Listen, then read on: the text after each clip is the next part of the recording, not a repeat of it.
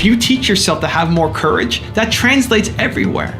If you started your day with a thing that made you feel bold and self-confident every single day, your life would look dramatically different 1 year from today than where you are right now. Your environment is keeping you where you are.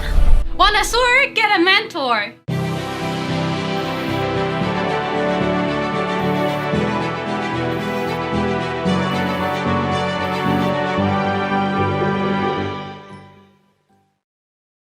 Hey, this is Nina Carmichael, and this channel was created to help you overcome the #1 challenge that is holding you back, a lack of belief in yourself. You watch these videos because you know there's something greater inside you too. You have Michael Jordan level talent at something. So today, let's learn from one of the best, my husband Evan Carmichael, and how to destroy your fear. Mentor me, Evan. Okay, let's kick it off with rule #1, attack the fear. People aren't afraid of failing. You're afraid of failing in front of other people. You'll sing in the shower, but you won't sing on the street corner. You'll record a video, but you'll never release it. You'll be your own biggest critic, but you won't at the same time also be your own biggest fan. That needs to change, starting today. So my biggest fear is disappointing people. I'm terrified of disappointing people. The idea that you would come to my Thought Leadership Academy and I would teach you how to win on social media and get the ideas out of your head and pay $2,000 to do it. The idea that you would come and be disappointed destroys me. And it's led to some positive things in that I always over-deliver. I'm always obsessed. I'm always putting so much value to that. Even if you only get 10% of the value I'm giving, you still more than made the money that you invested into any of the stuff that I'm doing. But at the same time, it's still this fear. And so I want to attack the fear. I teach myself to attack the fear. And I think you should too. Even just attacking it for the sake of attacking it is good. Even if it doesn't lead to a positive result for your business, it's good because you're building strength, because you're pushing your comfort zone, because you're getting better, because you're growing. That's worth something. That's a ton of value. Because if you can conquer your fear of doing this one thing, that translates to every area of your life. If you teach yourself to have more courage, that translates everywhere. So maybe you're afraid of, if you're on a cruise ship and they bring up couples and they do a game show, you're afraid of what might happen on that game. Do it. How does that make you a better entrepreneur? It makes you 1,000 times better as an entrepreneur. Because that's the same fear that you face in your business. That fear of going on that game show on the cruise ship, that fear of taking your phone and recording a video in public on the street. These fears that seem like nothing, they show up everywhere in your life. They show up everywhere in your business. And so learning to tackle them, especially in low stakes, starts building the muscle. Rule #2, stop comparing to others. You're constantly comparing your version of success, your version of life, compared to what you see out there, other people's versions. You're looking at what they're doing on Instagram and YouTube and social media and in the tabloids and you're looking at those people and you say, that's the life that I want. Because you have no confidence in your own version of your life. That's the problem. That's what you need to fix. I often get asked on my tour, hey Evan, what's the perfect morning routine? Like, what do you do every morning to get yourself started? What I do almost doesn't matter. Stop comparing yourself to me. We have different versions of what success and balance look like. I look at what The Rock does, for example. He needs to work out for 4 hours a day. He needs to do cardio twice, he needs to do weights twice. When he has to be on a movie set by 9 a.m., he wakes up at 4, goes and works out for 4 hours, comes back, showers, and then goes to his set. And when he's shooting a movie, he'll sleep 5 hours a night. I think that's crazy. I don't look like The Rock. There's a reason. We have different priorities, different version of balance. But this is the problem. Because you want to work like The Rock and you want to be a good dad like this person and you want to be a good entrepreneur like this person, a visionary like this person. And you're constantly judging your version of your life versus somebody else's. It's unobtainable. It's not possible because there's no self-confidence in what you already have. It doesn't matter what I do in the morning. It doesn't matter what The Rock does in the morning. What matters is you start your day with the thing that makes you come alive. If you started your day with the thing that made you feel bold and self-confident every single day, your life would look dramatically different 1 year from today than where you are right now. It just would. But what that thing is different for everybody. We have different goals. We have different things that drive and move us. And so it starts with having the self-awareness to figure out what it is that you want. And then the self-confidence to believe in it enough that when you see something shiny over here, you're not swayed by it and think that you suck because this person's crushing it in a different field. Also, if you want to have more confidence, check out our 254 series. The link to join is in the description below. The people who win work the hardest because they love what they do. If you're doing work that you love, you're more likely to follow through. You're more likely to do it because it doesn't feel like work, because you love doing it.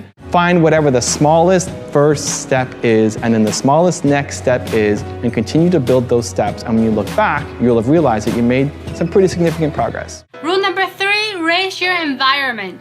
Your environment is keeping you where you are.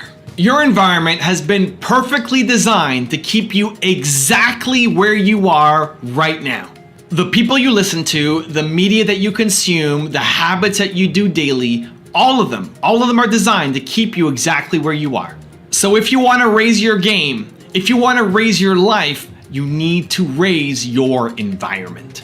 I've changed a lot over the course of having this YouTube channel. The people who've known me the best and the longest, especially in the past 2 to 3 years, have said, Evan, you've changed a lot. For the better, you've evolved, you're more confident, you have more poise, you're a better speaker, you're pushing the boundaries more, you've changed. What happened? How do I get that for myself, right? People want it. Whenever you are off growing and learning and evolving, other people, they want it. They want a taste of it. They want to do it too, because we are not designed to just photocopy our lives over and over and over again. So how did I get it? I paid more attention to my environment. I paid more attention to my daily routines. I paid more attention to the people that I hang around with. It's important. So looking at my physical environment, right? Look at this office. Look at the people behind me. This all means something to me. Looking at the new design that I've had here below. Putting things like my neck braces. It's down below, you can't really see it. But this inspires me. I walk into this every day.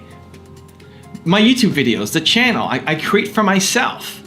The people that I profile, I'm learning from. I feel like I have Gary Vee in my head. I have Oprah Winfrey in my ear. I've got Elon Musk telling me what to do, pushing me to try to get better. I hear these people talking about, you have to be courageous, you have to be bold, you have to believe in yourself more. And when I feel myself being nervous about something, boom, boom, boom, boom, boom, it's a push that I have to do it. And so I've designed my life, I've designed my environment to help push me to get to the next step. Rule number 4, don't fear rejection. Rejection leads to success. All you have to do is look at the people that you look up to. Look at the people that I profiled on my YouTube channels, and what you'll find is rejection after rejection after rejection. So rejection leads to success. You know this. Intellectually, you already know this. But when you get into the situation where you have to face rejection, then your emotions take over. Your fears take over, and you don't do the thing that you might get rejected for, even though you know logically, because in that moment, your emotions, your fear are greater than your logic. I had a life-changing fear of rejection situation happen to me in Paris when I was 18 years old.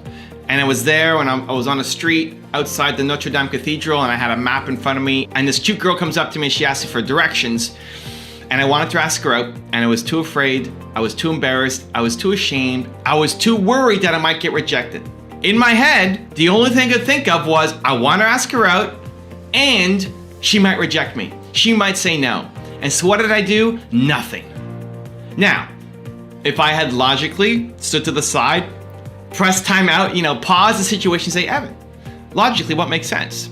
Logically, she might say no, and you're okay. You'll move on with the rest of your day. Logically, she might say yes. Why is she coming up to you asking for directions? Why is she asking for directions when she already speaks perfect French and she seems like a local, right? Logically, that's what makes the most sense. Logically, I should have summoned the courage to go off and do it. But in the moment, your emotions take over. Your fear takes over. That idea that you might get rejected takes over. And so what did I do? Nothing. I let her walk away. And ever since that day, I reminded myself that I would rather know and fail than not know. And I use that painful moment to, whenever I am thinking about doing something I'm afraid of rejection for, afraid of it not working out, then I have to do it. That moment is what led me to become an entrepreneur. Because a year later, when I had the chance to have my dream job and make $100K a year, travel around the world, or be an entrepreneur, own 30% of a business and make $300 a month, I had that picture in my head where I was thinking, I can't let this happen again. I don't want to live with regret. I would rather know and fail than not know. And rule number 5, the last one before our very special bonus clip, is act now. The decisions that you make when you're feeling bold are actually the right ones for you, and your head starts talking you down from doing them. When you're feeling bold, unstoppable, confident, powerful, and you make a decision, you make a choice, you say, I'm gonna go off and do this thing, that is actually the best thing that you need to go off and do. You have to listen to it. You have to take that jump. Otherwise, you will still be in the same spot you are currently in right now, 5 years from today. So I just came back from doing a tour, 90-day tour, 23 different cities. It all started because I was walking down the street on a warm summer day last year, and I decided I'm gonna take Nina, my wife, to every city in North America with 1 million plus people. Crazy goal, right? My next evolution, the next leap, the next jump. Every city in North America with my wife, let's go. And then your head gets in the way. Then your head starts thinking, how many cities are there? How do we plan for this? Nina has a full-time job. How are we gonna make it all work? What's the timeline gonna be? Your default first step needs to be action instead of thinking. What most of us will do, as soon as you come up with an idea, is you go home and you think, and you plan and you ponder and you strategize and you think, and you use all of your creative, bold, confident energy into planning. The problem is you wake up the next day a different person. You wake up the next day thinking, I can't do that. I can't go to every city in North America with 1 million plus people. I can't do this. I can't do that. You come up with all the reasons that are logical, that are practical as to why you can no longer do that thing. You were feeling bold and confident yesterday, but today you can't do it. That's why your default first step needs to be action. Use that bold, creative, powerful energy into action, into committing yourself to doing something and taking what I call the first 2%. The 2% difference. That means don't go home and plan your way to hitting 100% of your goal. Immediately take the first 2% action to move a tiny bit closer to your goal. And so I said, I'm gonna take my wife, Nina, every city in North America, 1 million plus people. Great. What's my first step? Not researching how many cities, not trying to figure out how Nina's gonna quit her job, not any of that stuff, not planning, not strategizing. It's this weekend, we're gonna go to Boston. Because I knew Boston had 1 million plus people and I knew Nina hadn't been there yet. So we're gonna go to Boston. It was actually the wrong plan. It wasn't the closest city. I thought it was the closest city, but there's multiple cities that are closer. But the imperfect plan that you act on is better than the perfect plan that you sit on and never do anything about. And so we went to Boston that weekend. It was a Wednesday afternoon. I decided by Friday night we were leaving and driving to Boston. Action. This is the thing that most people are missing. You don't have enough action. The 2% difference. Stop planning to 100% and figure out what the smallest possible, simplest version of doing that thing is right now, immediately, today. And now we have a very special bonus clip on how to do what works for you. But before that, it's time for the 3-point landing questions. Time to go from watching the video to taking action. Here we go. Question number 1, what's the fear that you need to attack? Number 2, who do you need to stop comparing yourself to? And number 3, what do you need to act on now? And if you made it this far, we want to celebrate with you. Give us a hashtag believe in the comment below. Should you have a plan B or not depends on your personality. For some people, the only way they act is if they are all in, if they don't have a plan B, if they burn the boats. But for others, the best way to get them to take action is actually small starts, to taste, to try, to test. If you want to quit smoking, do you go cold turkey and just quit? Or can you use Nicorette and slowly wean yourself off? Both strategies can work, but it depends on your personality. The same thing applies in business.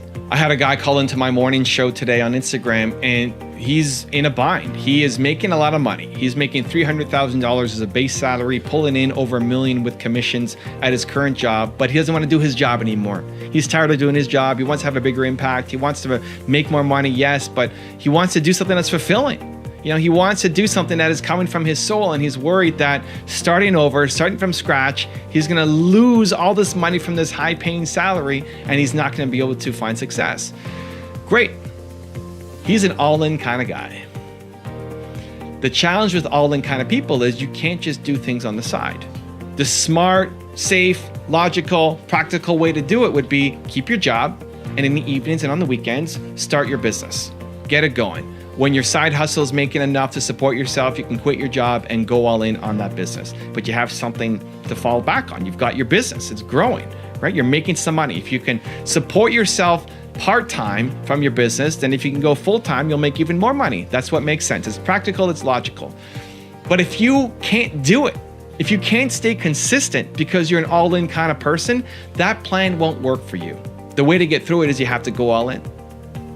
Take a leave of absence, go all in, give yourself a year, and recognize that it's not fatal. Whatever job you're at, if this is your problem, whatever job you're at, you have a skill set. What's the worst thing that's gonna happen in the next year? Well, maybe you don't make it.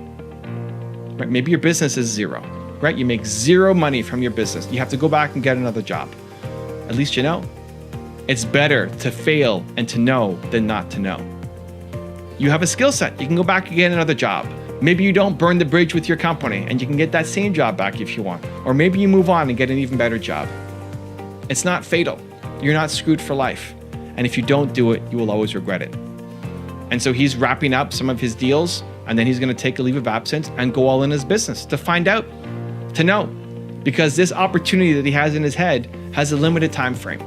And if he doesn't do it, he's going to regret it and hate himself for the rest of his life.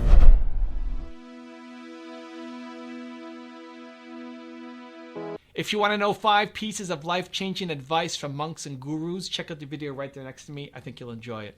Continue to believe, and I'll see you there.